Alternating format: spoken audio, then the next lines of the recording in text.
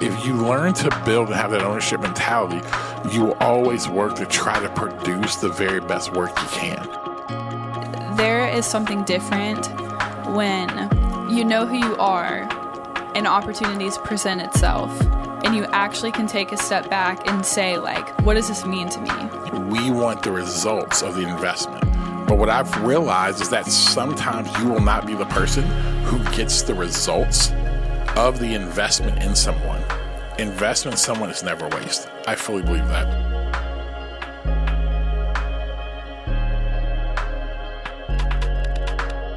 Hey, what's up, guys? I want to welcome you back to another episode of the New Rules Podcast. It is your boy, Adrian, here. And I am joined by the one, the only... the illustrious. Wow, the illustrious. Now you're feeling my words and got it. Breezy. Oh, boy, I can already tell you're about to be on one today.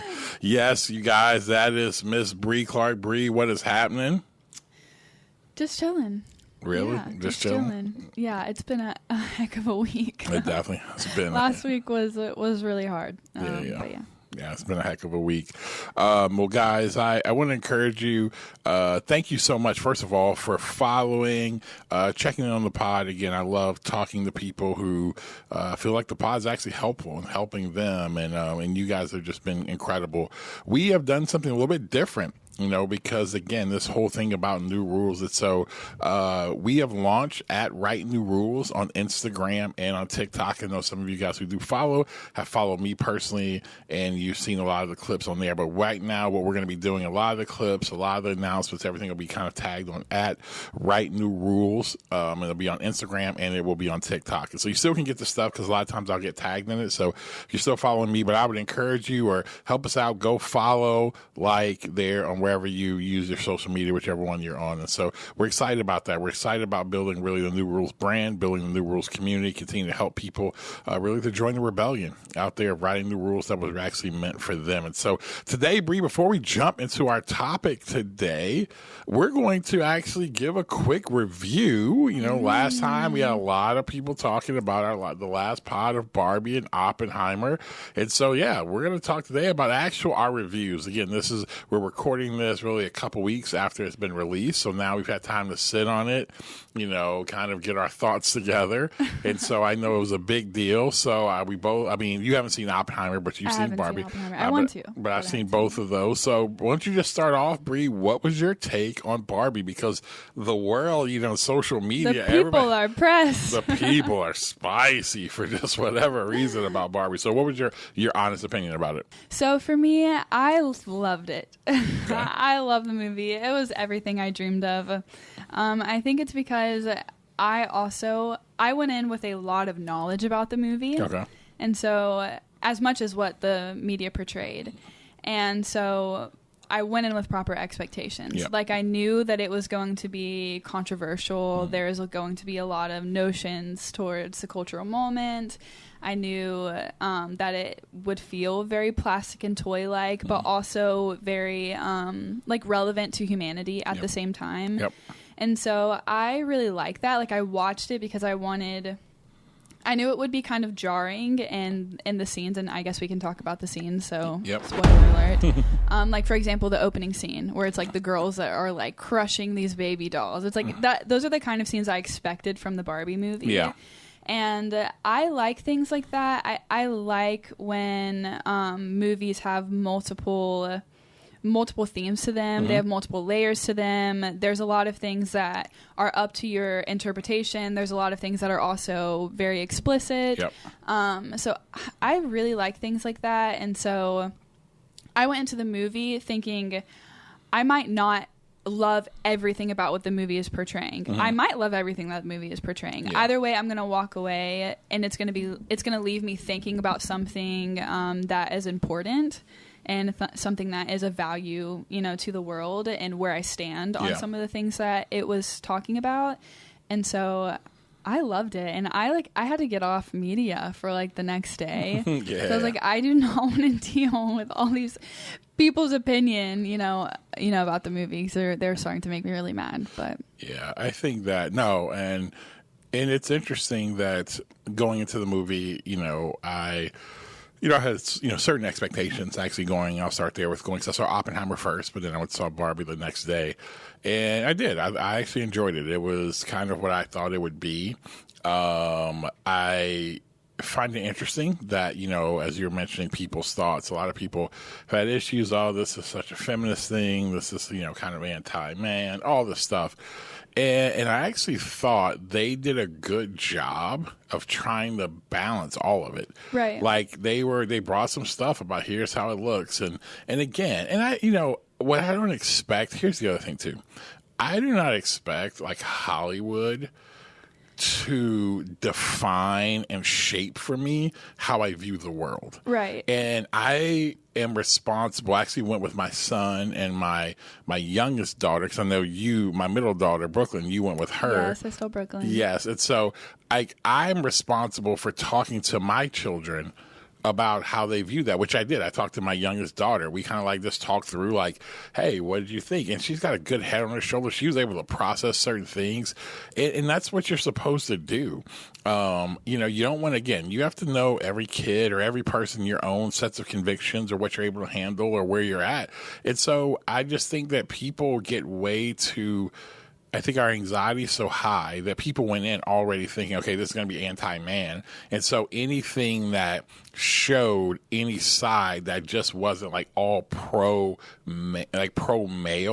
it didn't matter what it was. People were going to think that, because when your anxiety is heightened about something, you're already amped up. So if you see one thing, that one thing turns into like, it's like a magnifying glass. So all of a sudden, the whole thing, like the whole movie was about this. You're like, no, it wasn't. Like the whole movie actually, again, there were points about it. Barbie trying to figure out, does she want to be real or not? Like living in this place. I mean, there was just so many other parts to it that I thought the dynamic was done really. I thought Margaret Robbie did a great job. Killed it. Yeah, I mean, I think the humor. Yes, humor. I love the humor. You know the part whenever she's like crying, yes, and she's talking about how she feels so ugly, and then it stops, and it's like, note to the casters, like, don't cast Margot Robbie if you want to portray this message. It's like they did a good job. I mean, I thought everyone across, I thought it was just done really, really well.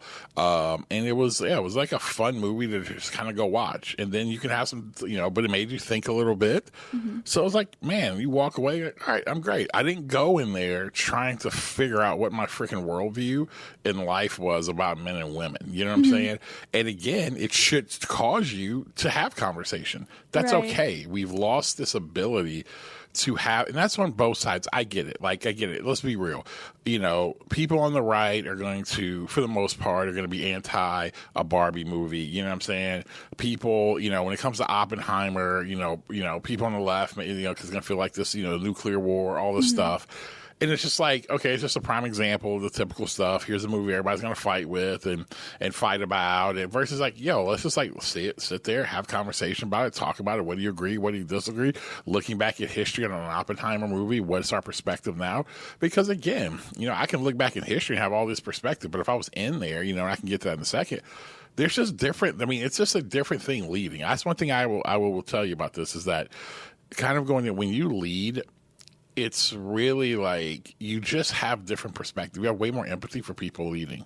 Mm-hmm. You don't excuse certain things, but you just have more empathy. So when I watch movies like Oppenheimer, I'm like, man, I can't believe like nuclear war happened. I'm like, yeah, but what if, like, what would I have done if I was in that position at that time with the pressure? Like, I don't, what I mean? It's like, I hope I would make certain decisions, but who knows? And so it's just a different thing. But I thought overall, great context. But the next day, going to watch, the day before watching Oppenheimer, it was Christopher Nolan. It was a masterpiece. I think it was his, I think it was Christopher Nolan's, I had a friend who was a big movie critic say he thought it was his top two. And when I said that, he saw it on Thursday night. I was like, dude, you're crazy. I'm like, Dark Knight, all the Batman, Inception, Prestige, Interstellar, Memento. I mean, you could go on. And I'm like, but I watched it. I'm like, yeah, it's top two. It's up there. It's that and The Dark Knight for me, of how good it was. I mean, the sound was just, I tell people, go watch it in IMAX. You have to watch it in IMAX or Dolby.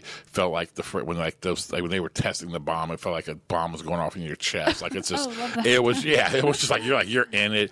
I mean, the acting, the typical Nolan stuff. You get some black and white, you're going to past, there's future, there's current. I mean, just, they casted it perfectly. And I thought it was done for 3 hours. Like I don't know. I have not been in a movie I can recall that I not for a 3-hour movie that your boy didn't fall asleep for like 5 minutes, right? Where even when I went to go see Lord of the Rings the first time, I was in there about 5 minutes, at least sleeping.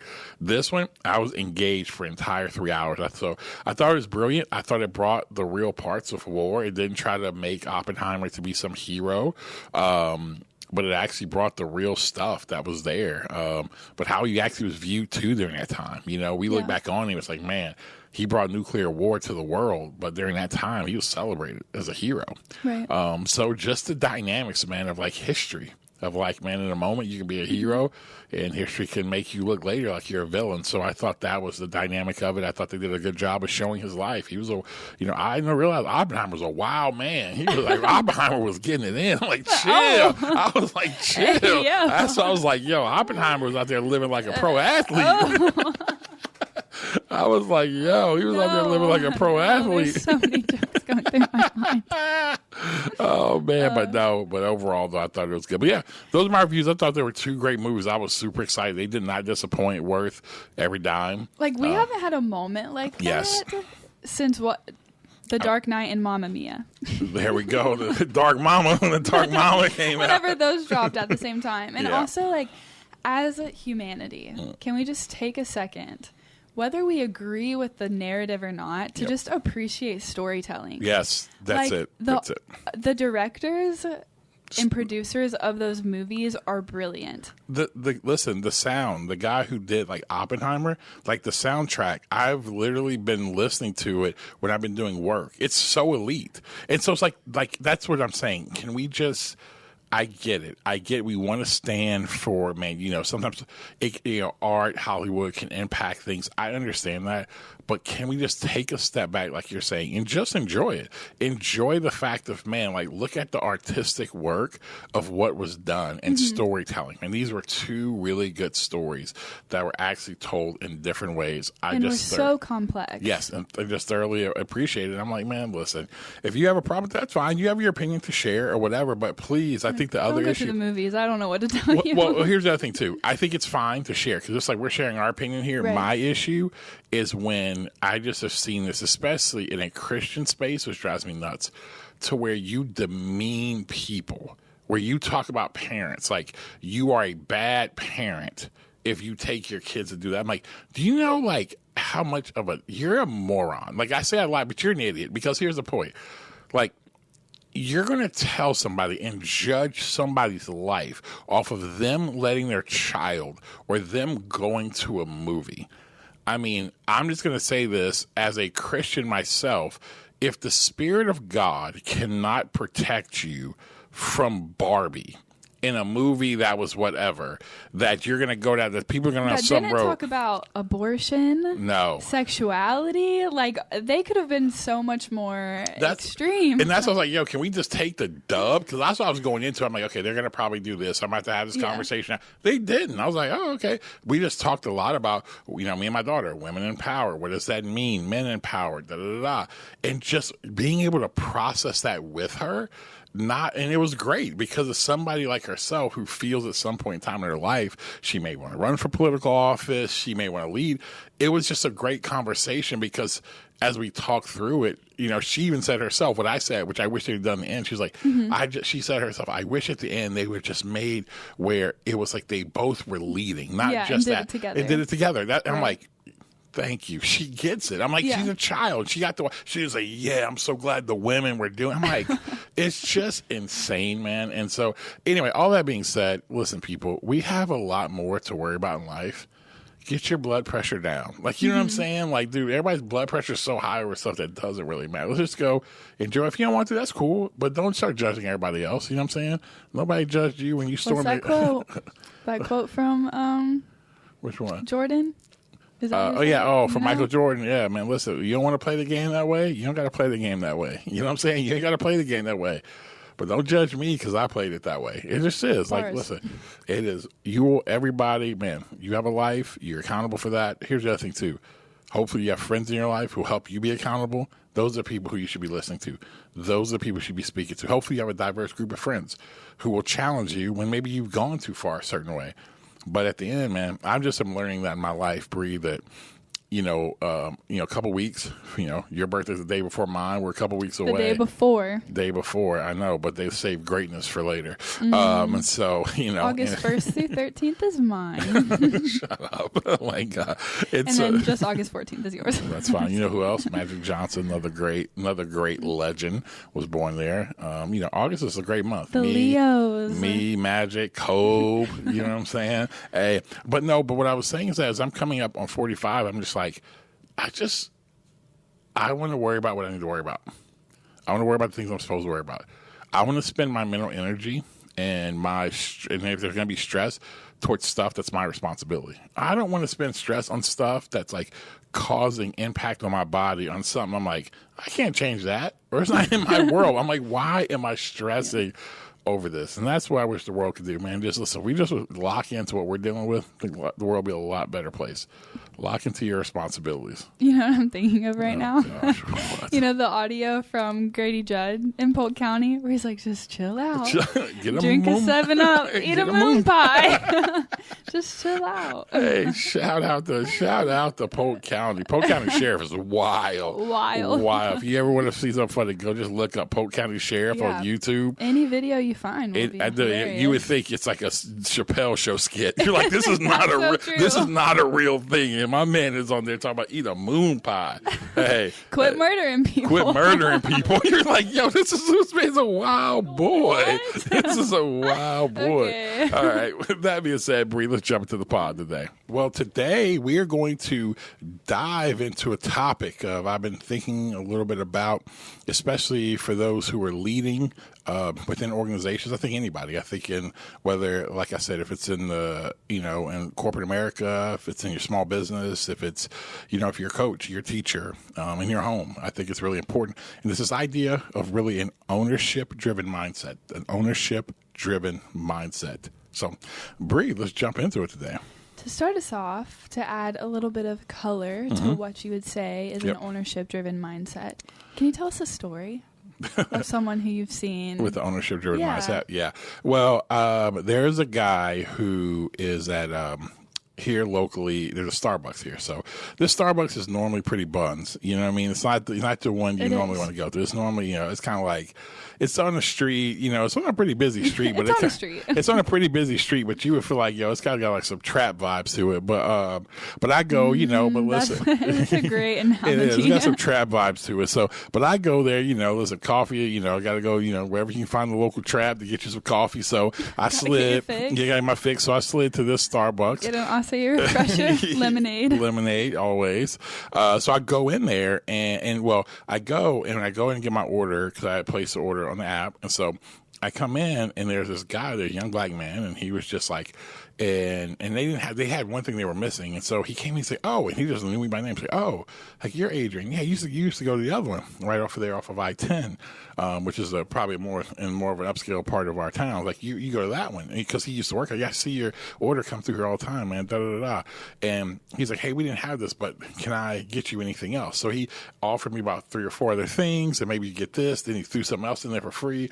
He's like, man, appreciate it, whatever. So I was like, man, it's just going in there, especially in today's world, when you find somebody, especially somebody younger, who's actually like, he took pride in that. It felt like being there.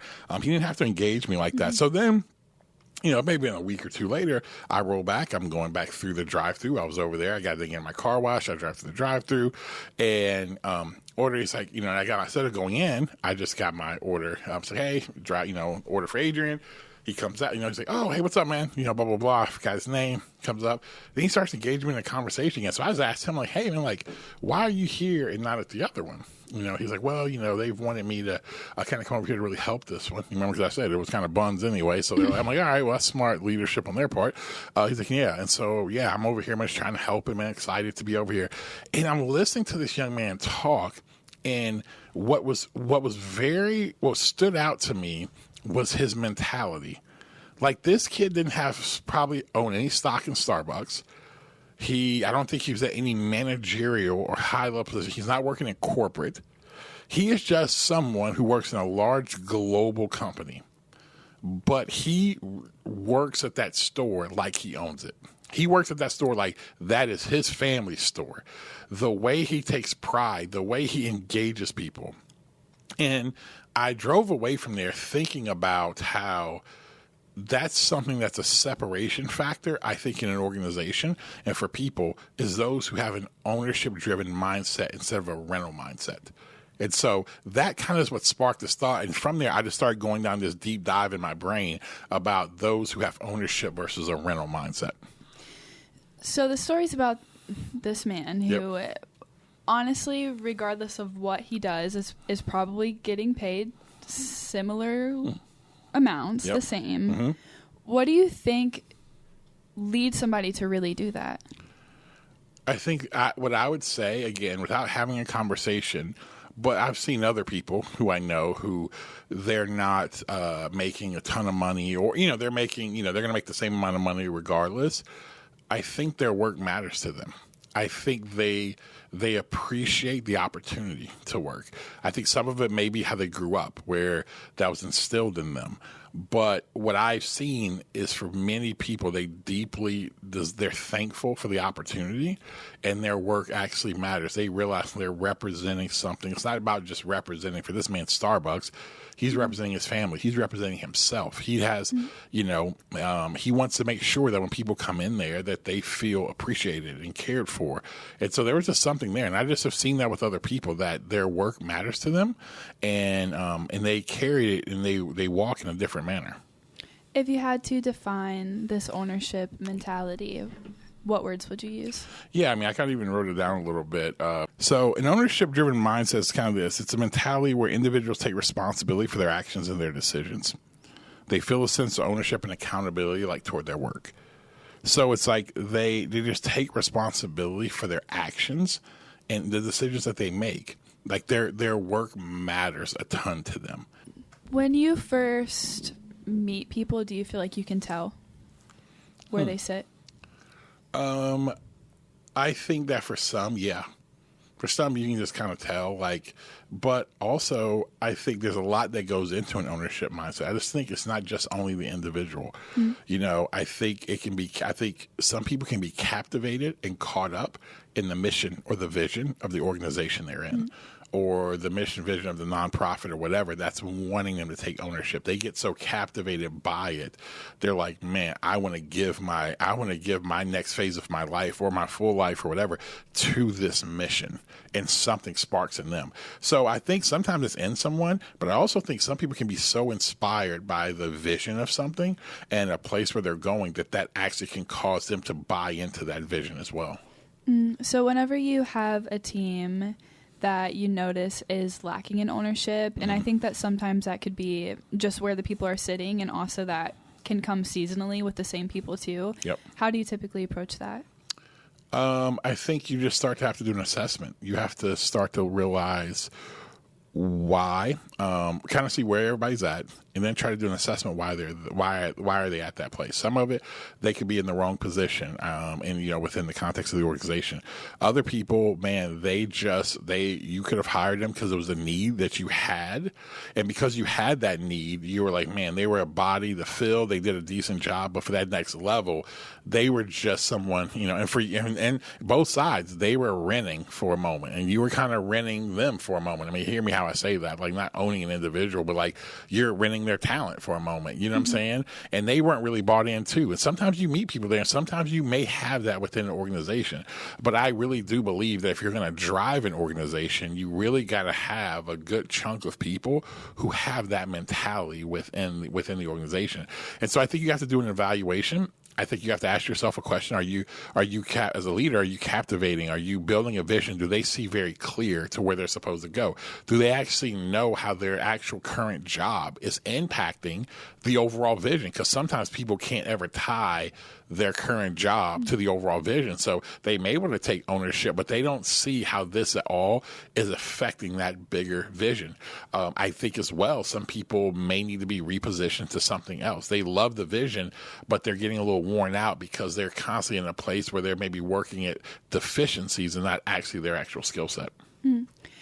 I can conceptualize what that looks like when you have smaller teams or you're in a startup or you're in a sports sector. Yeah. But whenever you're in a company, like a lot of our clients are, where Yep. they have thousands of employees and Yep. thousands of people, leading people. Yeah. What is the advice that you would give to those that are lower down in the organization that feel like they have the ownership, but they might be lacking on it with equals around them and also the people that they're leading? Yeah, I think that if you're someone and you're like, you're, maybe you're middle management, a little bit lower, I think it's a good chance for you to see if you can cast and become an inspiring leader and see what you can spark inside of someone. So can you tie them to a greater vision, the vision of what you're actually doing as an organization, but can you help them, tie it? And here's the other thing. One way you can get people to start having ownership within the organization is, do you have ownership over what they're supposed to do? And here's what I mean by that. Do you actually care about who they are and what maybe their dreams and goals are? I can tell you that I feel like there are a decent amount of people who I'm around who take ownership into what we're doing, because I believe personally I've helped take ownership to what they feel called to do.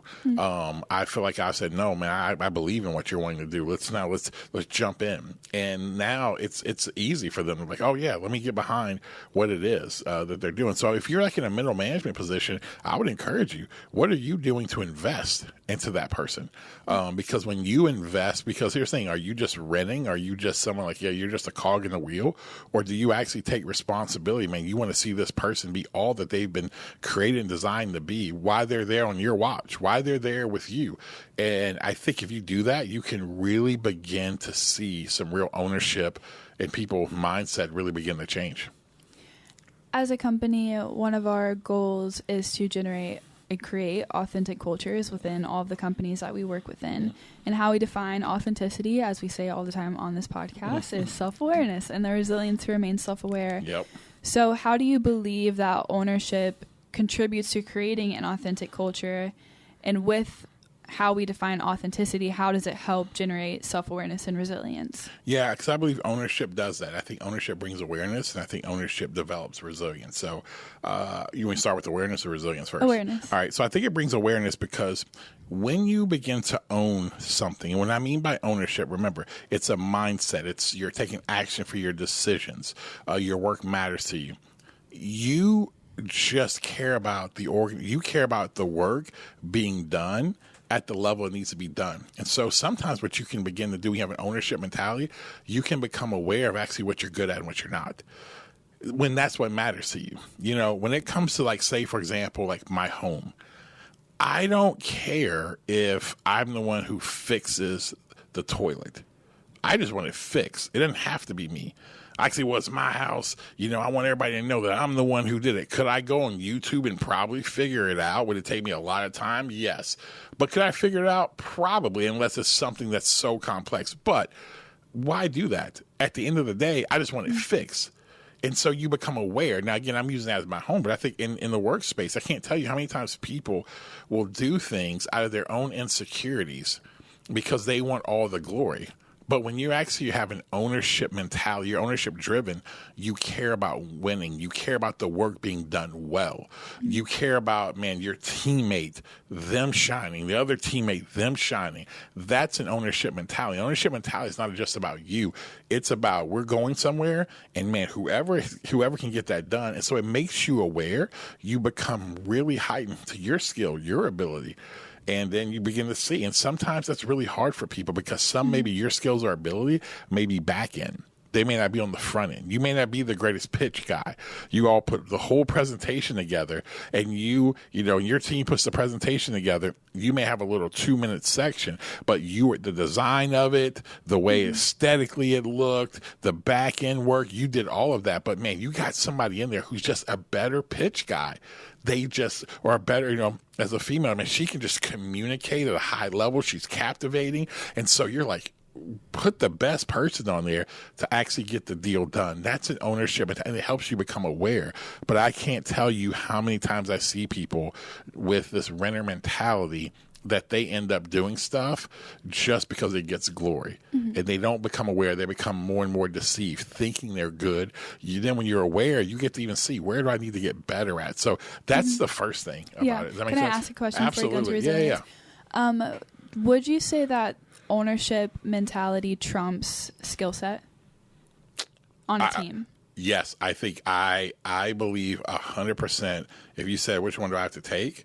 I think you need skill, but I would take somebody with that mentality, because that mentality is willing to go places that somebody who's skilled, their skill can get them somewhere, but at some point in time, their skill is going to hit a roadblock, and they won't have the toughness to actually get through it, because it doesn't matter to them like that. And so I think definitely when I look at that, and I think you can learn so much, coming up playing sports and being around good teams. That's what you look for. You look for a team of players who actually really own it. Now, not everyone's going to do it, but if you have a team of like 12 renters, you're not going to be good. I don't care how skilled they are.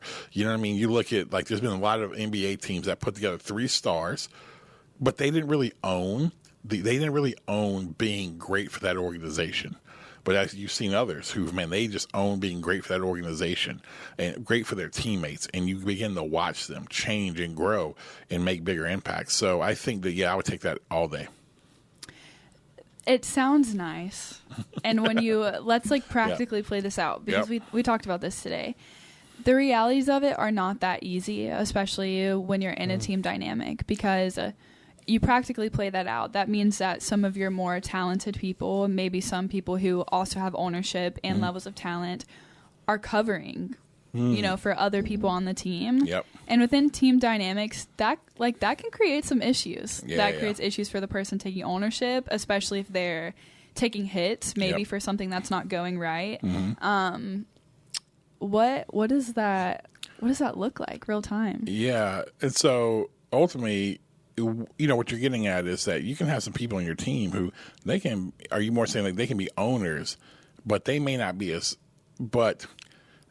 they may not be as talented as what's needed. Would you say something like that? Yes. And you got to cover for them. So then you're having, for the sake, because I do believe that passivity is contagious, and I feel like that's part of the renter's mindset, and I do believe that the ownership mentality, I would choose that over skill set too. Yeah. But the realities of that is you're going to have other talented people, in the sense developing others and taking the time to do that, which we think is important, but it does come with a cost. It comes with a cost of time. And also that means that more frequently the people who are more talented and maybe they don't have ownership, or they're talented and they have ownership, they're covering from a skill set perspective for the people, and that can feel unfair for the person who's covering, and that can start to hit all sorts of pride and things of that nature that you have to work through. And then also you have the practicals of like, how long can the team do this at the same time? No, that's a very good question. I want to first start off by saying investment in someone is never a waste. I fully believe that. I think we want the results of the investment. But what I've realized is that sometimes you will not be the person who gets the results of the investment in someone. But that investment does play out because even if that person, you take all the time you spend with them, and man, let's just say they flame out. What I've seen is that I learn. Like when I'm investing in someone, I'm really trying to teach them, I become better at my skill. Like I become better at my craft through that investment. I may build another relationship may come from that helps me. And so I don't think any investment in someone is ever a waste. And I think we struggle because if the investment doesn't pay off to the thing we want it to pay off, we think, and we just can miss so much that we can learn in that process. So that's the first thing. But going back to your question, I think that it can seem unfair, and I get it, where, in an organization, you're more an A player, and then you got someone on your team who's maybe a C player. Well, at one point in time, they maybe were like a B plus, but the organization or the projects or whatever has grown, and it's grown past their skill set. So now they're like a C minus player. But here's what I tell people. You have to look at all the picture. You can't just look at that situation, because A renter will say, well, they just need to fire them, get rid of them, give me somebody better. An owner looks at it and says, okay, can we actually do this? Can we actually hire someone right now? So that may need to be the thing. So you go talk to your boss. You go talk to your director. Hey, I think we need somebody here because this person can't get us here. Your boss may say, listen, right now we're in a hiring freeze. So now what? You still got to go get it done. And so in that season, it's like having a teammate who may be a little bit weaker in a specific area. So you may have to cover up for them. The key, though, that you want to do is make sure that person is still working hard. They may only get you a C. You may be able to get them from a C- to a C, but your extra work may get them to a B. When that begins to happen, you just have to understand there are just times and seasons for it. And I think your responsibility is to make sure your direct report knows that, or whoever. They know that, hey, we need some help here. But once that happens, you just got to get in the game and get it done and try to move forward. And yes, it can seem unfair. You may not get a raise. You may be doing extra work and to do that. But here's what I will tell you. There's not anything that you're doing I just don't believe when you work hard, it just goes unrewarded. I don't believe that. I just think it has to be monetary for us. Well, if I'm doing these many hours, I should be getting this much money. Well, the experience, the skill set, the relationships, there are so many things I've done that I thought monetarily would lead here. It didn't, and it felt like a waste of time.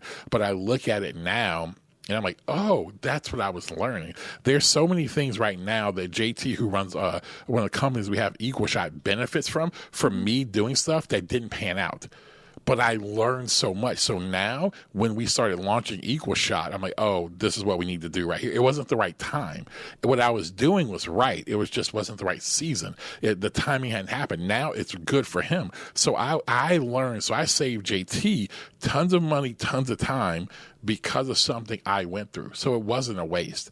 I just think so many times we just want that instant gratification and benefit for the work that we did. So I know it's a lot that I just can't answer, but I think that's where, when you're on a team, man, you're just like, yo, we just got to get it done. Mm-hmm. We just got to get it done. And I understand sometimes, like I said, if your boss doesn't want to deal with that, then that means you can do the best you can. Sometimes you do have to put boundaries up and say, okay, listen, he's not addressing this at all. The person who's a C- player ain't really trying to work at it.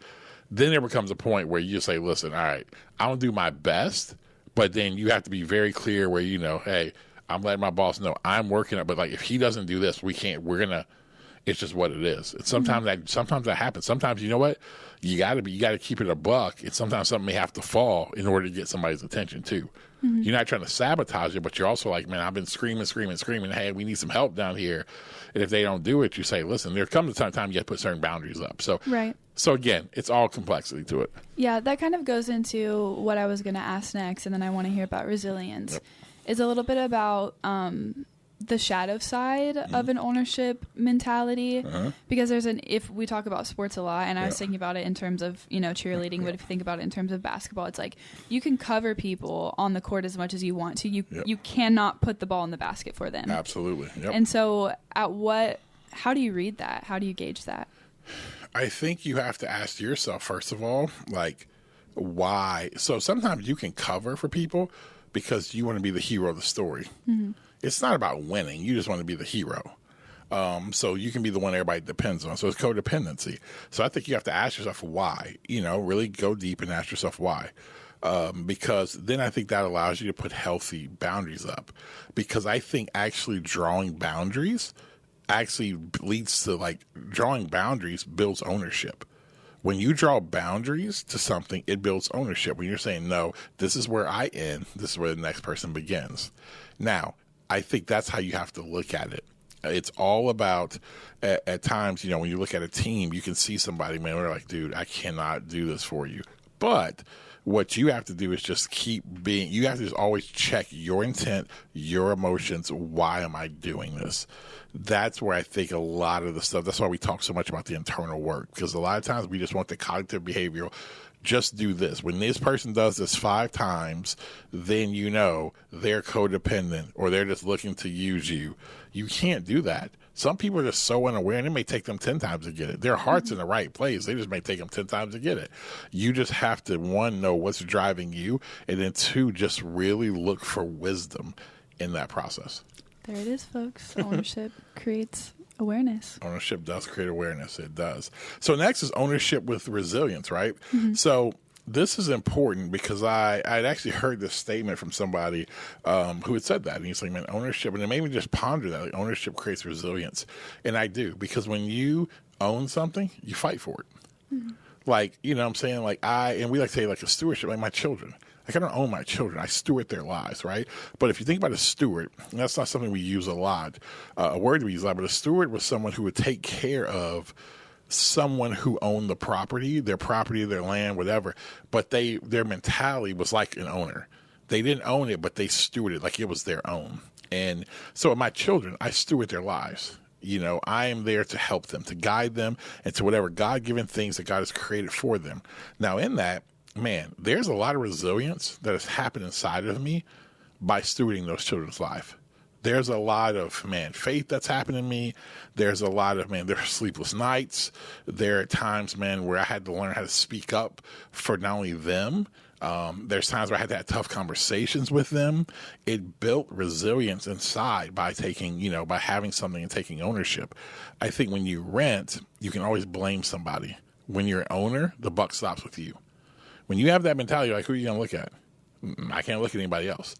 And that's what I look for. What I look for in a leader, in some organization, is someone I'm like, yeah, they have that mentality that it bothers them. I tell people something, if your team doesn't get something done, or your work, you don't get it done, if it doesn't bother you, like, like that mentality for me, I don't understand it. I don't understand stuff like where you're supposed to be responsible for something and you don't get it done, it doesn't bother you. Now, I'm not talking about it bothers you where you begin to affect, like, you think your identity, like you're a horrible person. But no, it should bother you if you own it. But if you're renting, it's kind of like a house. When you rent a house, you're like, like if something goes wrong in the toilet, you don't care why. I'm about to call the landlord. He owns it to come fix it. When you own it, you're like, yo, what's going on? You're like, man, this is going to cost me. This is going to cost, dude, it's going to cost you something to own, and it builds something inside. You take it differently when you own something versus when you rent something. When I rent a car, right? When I rent a car, swerving. Hey, what was that car? Oh my gosh! Oh my gosh! Oh, it wasn't a Moreno, was it? No, it was a Rogue, a fully loaded Rogue. So you guys who don't know, we were in that's an inside joke. We were out in L.A. with a client, and it was late at night. We were trying to get our car, and my man at the time was like, hey, I got your fully loaded Rogue.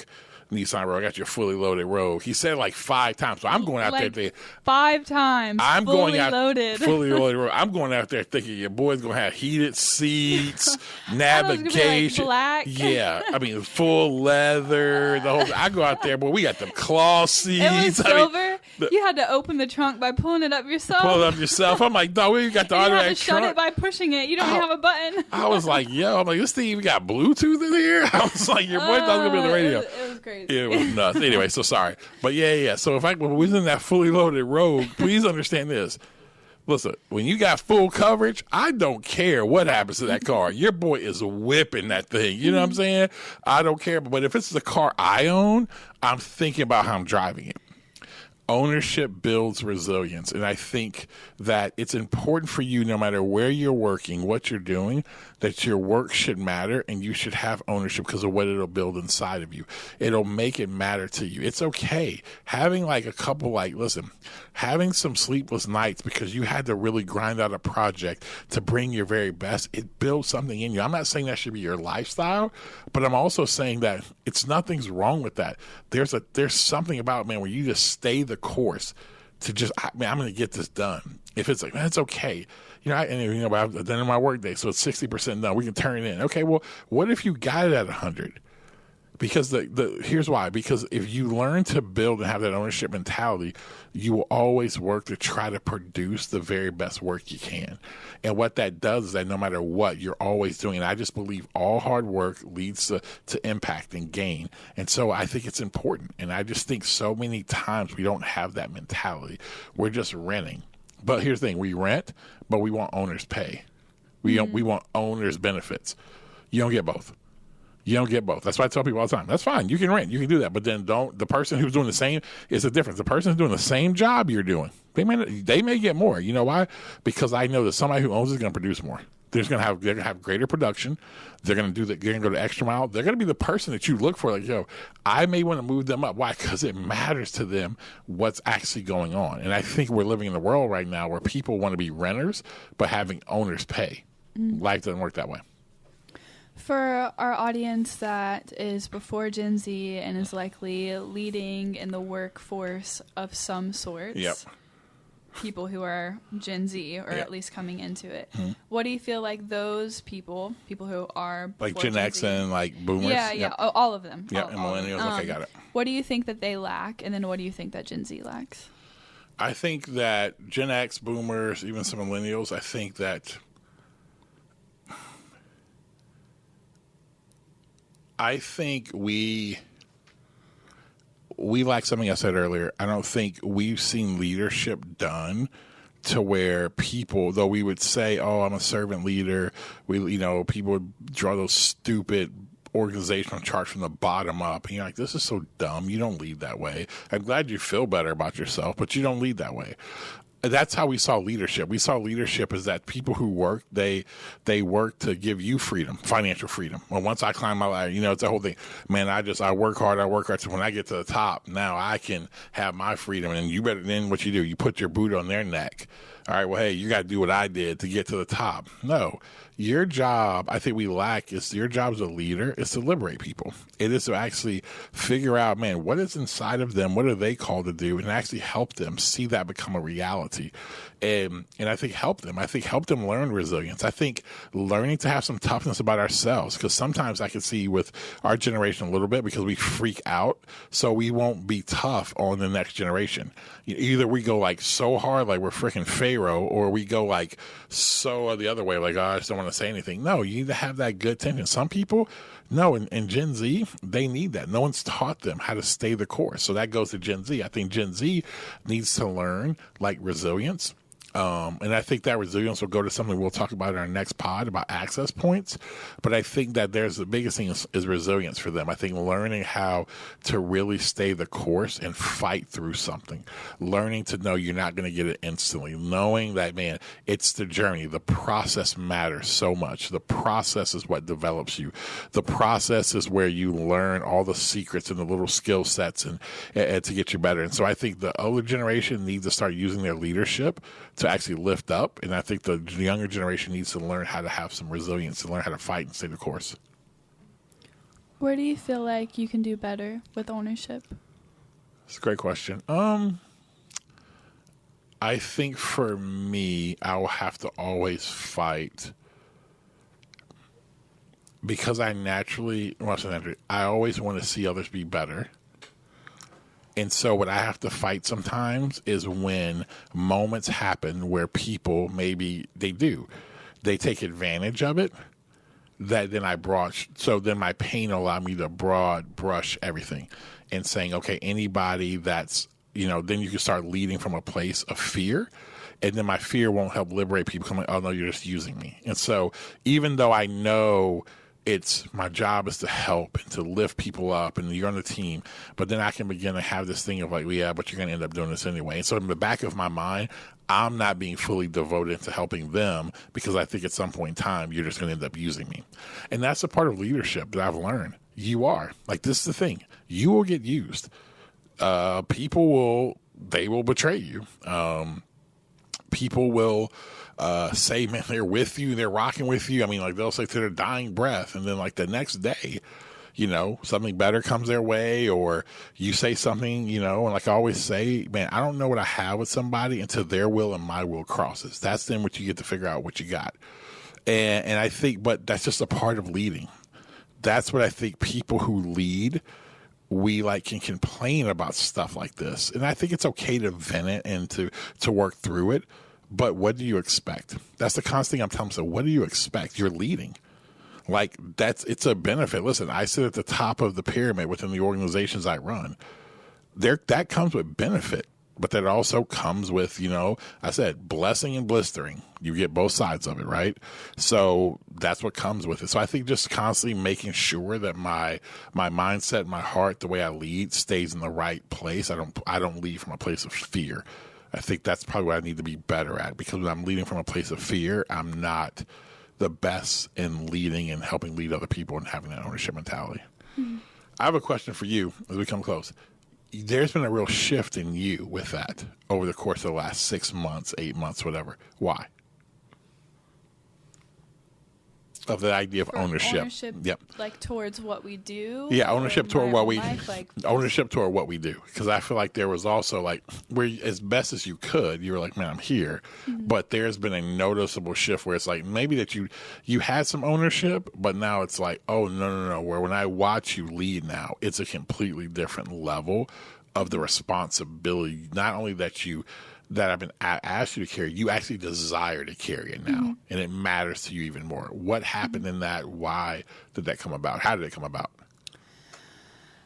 I think if I had to name like the primary thing, I would say like emotional capacity. And I can explain that. So there was a period of time for a very long time where it's like I feel like most people have 4 to 5 priorities. It's like in my life, I literally only had 2. And it was like to help build new rules and to focus on my own emotional development. And I did those 2 for so long. And because of what is unearthed in the process of the emotional development stuff, I think that's what allowed me to greater embrace levels of responsibility because I know who I am. Yeah. It's like there is something different when you know who you are and opportunities present itself and you actually can take a step back and say what does this mean to me? What is this going to cost me? And do I accept? Yeah. And then you move forward from there. And so up until, the past 2 years of my life, that question of this opportunity, what grid do I have to run against? Do I truly accept this? Was non-existent. It was I wasn't aware of that. So because of that, it was I don't know what this is going to cost me because I don't know what's important to me. And so I don't know what I'm giving up. I'm just kind of blowing where the wind takes me. Yeah. Luckily, I did pretty high, level sports, so that would still work out for me. Yeah. It'd be well, I can grind things out and, I can still be successful. But I would say as of late, that was probably the main thing that allowed me to take the greater step towards this is mine. And practically I also if we don't do well it costs me. We're a small business. And so if we're not successful, I don't get paid. So there is some more practical levels of ownership too that doesn't typically happen in really large businesses. That is I think it's a great way to put it, very clear. And I hope everyone listening caught that. The fact of the internal work, that's what this pod is so much about, is I think leadership in the 21st century, and meaning since COVID, leadership really is. I think great leaders do internal work. And it's the emotional, experiential versus cognitive behavioral. I say this not because in any way I am trying to to say, oh, look what I did, me personally, because of you had to do a lot of the work. But what I will say, because I do want to highlight this for people out there who are leading, is I'm watching now during that time, Bree was doing a really good job, but there could have been more. But I also realized man, I knew she needed space in order to get this done because of some real issues. We're not talking about things that are just kind of somebody stole her bike when she was younger. You know what I'm saying? We're talking about real issues that are real, there was some really horrific stuff. But here's the deal.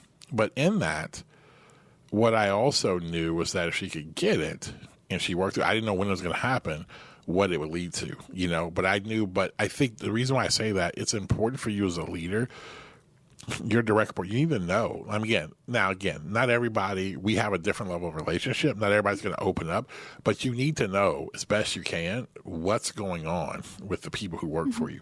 You need to know them beyond. You need to know their story a little bit. Because their story, our story is the origin. It speaks. It's the reason why we make decisions. We do things like that. And I think it's important for leaders to know that. because you could really, I think you could get more out. I think we're just so used to just barking commands versus getting to know the people. And I always have done this. When you take care of people, like, people will take care of you. Like, I didn't do this because I was like, oh, if I do this, then, man, Bree's going to take greater ownership in this. I did it because it's the right thing to do. And so I wanted to highlight that, not because of me, but I wanted to highlight that so everyone who is leading out there to take the time to know the story of those who work for you.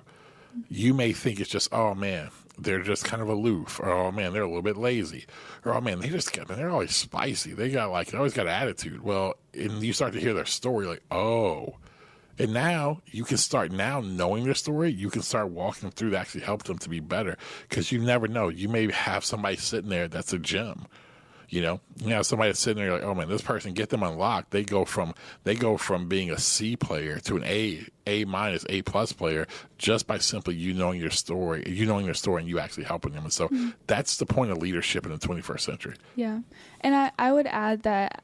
And I think this is where especially corporate America lacks, is that you should have a vision for the lives of the people that are working for you beyond their position within the company. 100%. It's like I can, every single person who works here, I can imagine them in like a world 10 years from now. Like, what would be like the goodness of who they are? How would that show up? And how can I give them that vision? How can I call them to that and help provide them with the opportunities to accomplish that, knowing what they're up against because I know their story? That's it. Listen, the world's abundant. We have to get out of the mindset, and I've said it many times on this pod, you're right.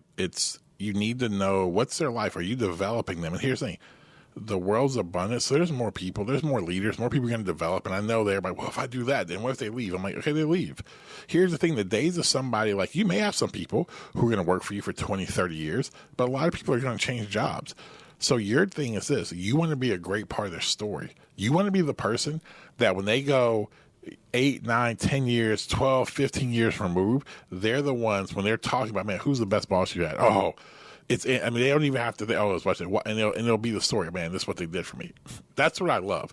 I love hearing those stories. I love the guys who've come here, who've worked for me, who now get sent out, and they always will hit me up. Hey, I appreciate you. When I was an idiot and I man, you saw this in me and you were willing to do this. And I'm watching the success they're having with no strings attached. But I do know if I ever need anything, I could call those guys, because when no one knew who they were, someone was willing to say, man, no, I'm willing to give in order for you to be what you need to be. That is leadership. I think that is full leadership, and I think those are the leaders who will make impact, and I think it can happen in corporate America. I just think corporate America has lived in a system that has been broken for a while, and I think that's what's starting to get disrupted. So if you're in there, listen, it's going to take people just to start having courage. That's why we do the work that we do. And so listen, you can do that in your home as well. Any place you find yourself is to be someone who's an owner. Do you have ownership in your family? Are you thinking about what's best for them? Do you have ownership in your neighborhood, your community? When we have this mentality, I think the world can change. With all that being said, hey, keep writing new rules. Boom.